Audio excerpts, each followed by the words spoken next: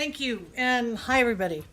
So as you know, the president has just announced that we will purchase and donate 500 million doses of the Pfizer vaccine to start a real push to get the world vaccinated.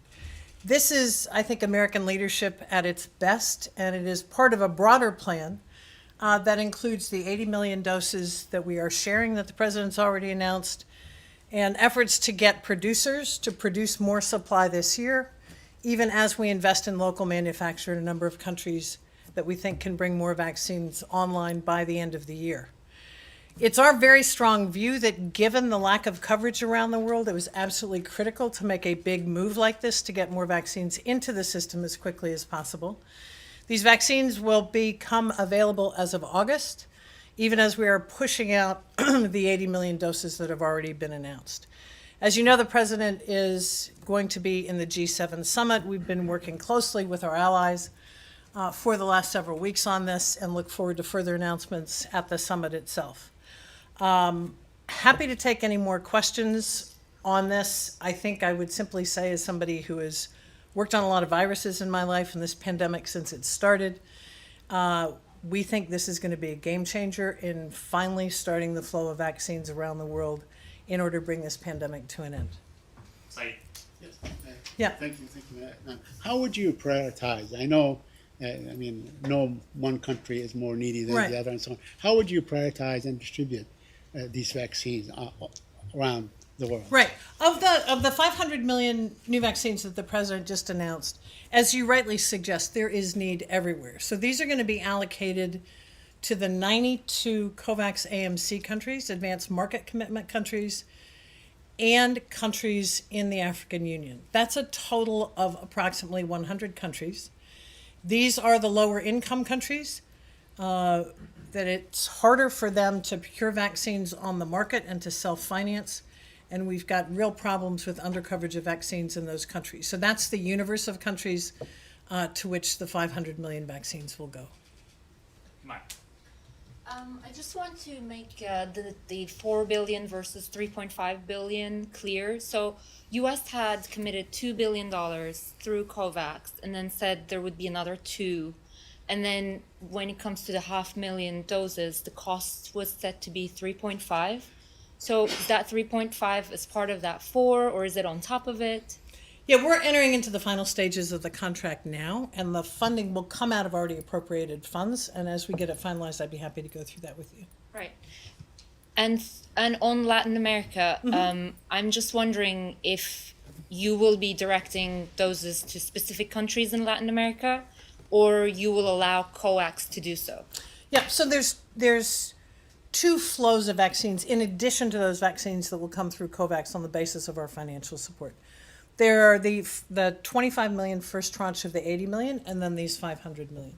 In those cases, we will work with COVAX, but we will also have some weighing in on what countries we want to focus on, and that's based on several things. We want to get global coverage. We want to be able to focus on countries where there's a surge or they may be considered a hotspot, where there's a real risk because of incidents. And we also want to be responsive, particularly in our own hemisphere, to the many requests that we've had. Mom. Yes, hi, thank Hi. you. Hi, thank you for doing this. My name is Mohammed Al Ahmed with Al Jazeera Arabic. I have a couple of questions. So what type of vaccines are we talking about? Are we talking about Johnson & Johnson, Pfizer, or a mixture of all of those vaccines? And also, are we talking about first step that would be followed by other steps? And how do you assess the global response to COVID? Does it require a more U.S. engagement, or do you think that the world response so far is doing pretty Sure. good?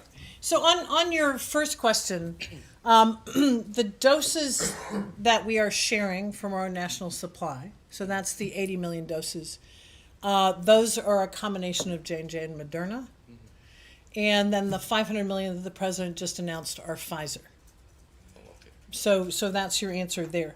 I think what this means, and the president's been very clear about the role of American leadership in this response from the first announcement he made on sharing doses. And it is absolutely his intention to lead. But as he has pointed out, that for us to be successful and operate at scale, then it's got to be more than just the United States. We're prepared to be out front and leading, but we certainly need to work with our partners. Our partners have in general been very, very supportive of the international response. We've been working with them, and we're quite hopeful that what will come out of the G7 is an even more extensive response from our partner countries. So we're looking for more there. I think that over time, this is going to demand continued U.S. leadership. This is a pandemic that affects the entire planet. We are still at the emergency level in too many countries. As we all know, the humanitarian and economic impacts of an unchecked pandemic create further damage to lives and livelihoods. So this is going to be an extensive response, and we're prepared to stay fully engaged. And talking about the origin of the vaccine, does this mean that China has to step in and do more in terms of vaccine distribution to the world? Well, I think, we believe, and I think the G7 believes, that it is our role to do two things. One is make these vaccines available, to donate them, particularly to those countries that can't afford them. And the second is to provide them on the basis of no expectation. These are tools for ending a pandemic. These are not tools for creating pressure or trying to exert influence. Thank you. Just go. You said that the rest of the world needs to do more. What would be for you a good outcome from the G7 in terms of target of doses donated to the world after the 500 million announced by the president? You'll forgive me if I don't want to get ahead of the summit itself, but I think we need a forward-leaning commitment through the remainder of this year and into next year. And additionally, whatever we may announce collectively at the G7, we're all going to have to continue to up our game to get this pandemic to an end. Matt. Can I just ask you, are you seeing the same kind, anywhere near the same level of vaccine hesitancy or outright rejection overseas that we're seeing here? And is there a component of this program for education, for kind of encouraging people in countries, in the countries that are going to be getting these vaccines, Right, to actually take them? No, it's a really good question. The fact is, we're seeing vaccine hesitancy pretty much in every country for different reasons, but I think it's a common feature, just as we've seen it here. And then there's also both misinformation and disinformation.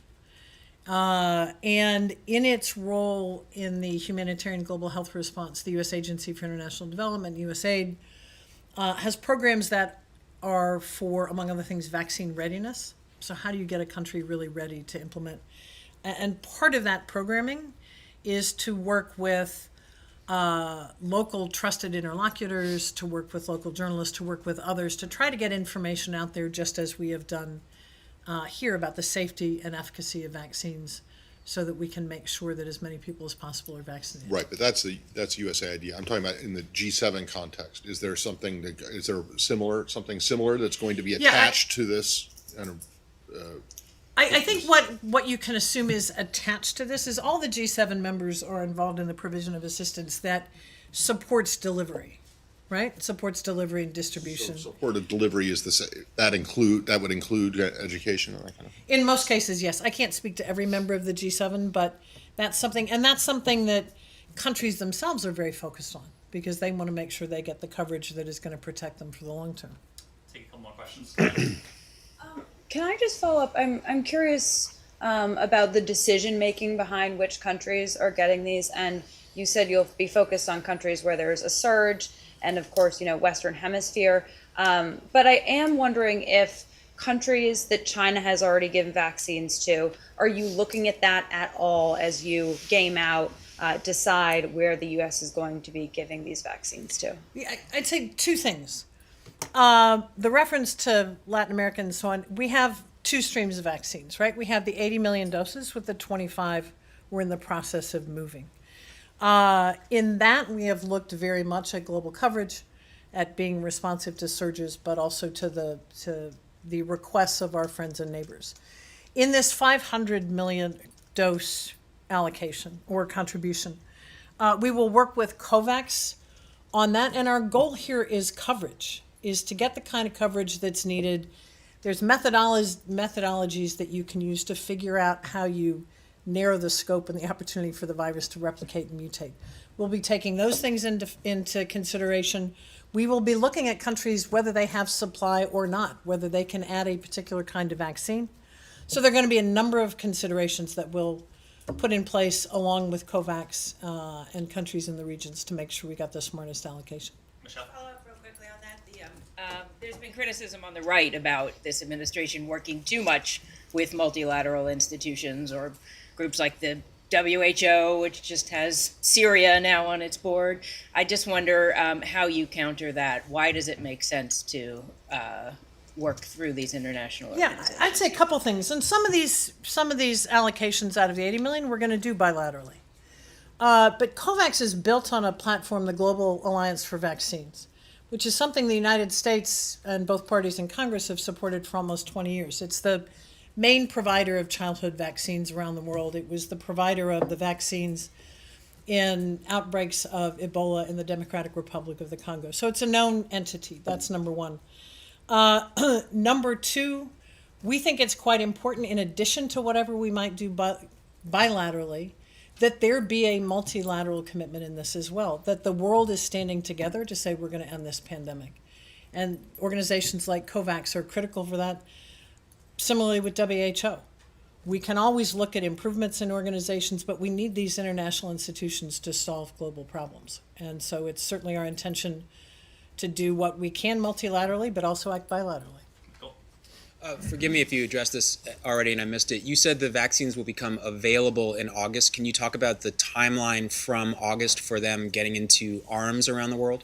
Yeah, it's a bit hard to predict how long that will take, but they will come available and start moving in August and then be available on a monthly basis through the end of the year and into 2022. Our intention is to work with COVAX to move them as quickly as possible into the countries where they're needed, and then obviously to deploy them as quickly as possible. How do you mean monthly? I'm sorry, how do you mean monthly basis? I mean that 500 million vaccines are not going to appear in August, right? It's going to be a subset of those. I think it's in the range of 50 million will be the first availability, and there will be more vaccines every month. As they come available, we will move them out, and then as they land in country, there will be plans to deploy them through national vaccine plans. You said earlier you think this is going to be a game changer and finally starting to bring an end to the pandemic. Should the U.S. have done something like this sooner, and is it enough?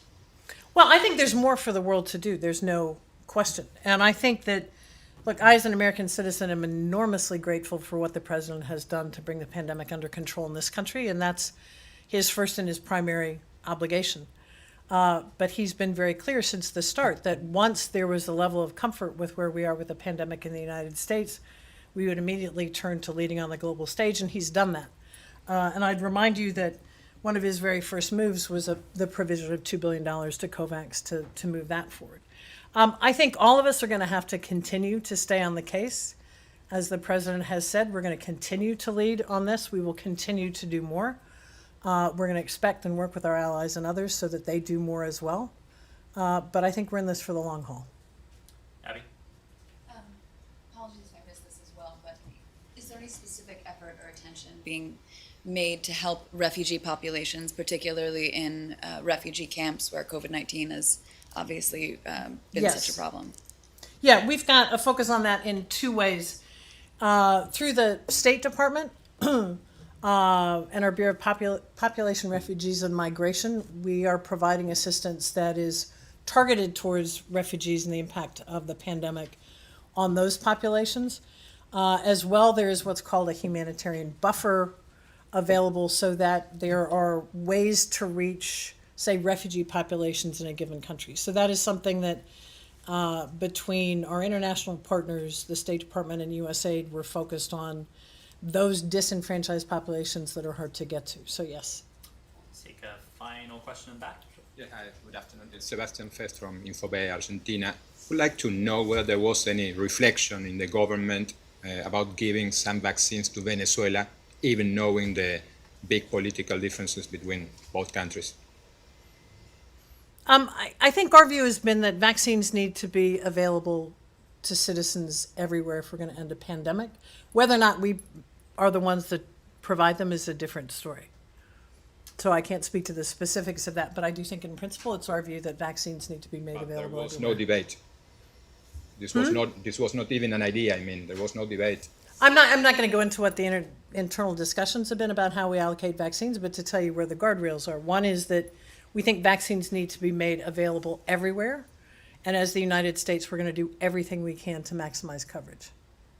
But also coordinate with other countries and also other donors so that we can make sure the world's in fact covered. Thank you very much, Coordinator Smith. Appreciate it. Thanks, everybody.